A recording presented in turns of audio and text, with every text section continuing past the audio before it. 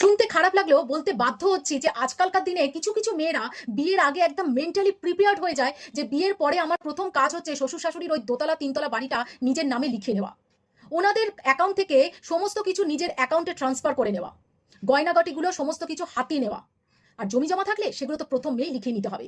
সবচেয়ে বড় কাজ হচ্ছে শাশুড়ির ছেলেটাকে নিজের হাতের মুঠোয় করে নেওয়া। তারা মনে করে আমরা যদি বাবা মা ছেড়ে থাকতে পারি তাহলে ছেলে কেন তার বাবা মাকে ছেড়ে থাকবে না। সব ঠিক আছে, তুমি যখন ছেলের মায়ের দায়িত্ব নেবে না, গুরুত্ব দেবে না, তাকে তার দেখভাল করবে না, তাহলে তার সম্পত্তির উপরে অধিকার ফলাও কি করে?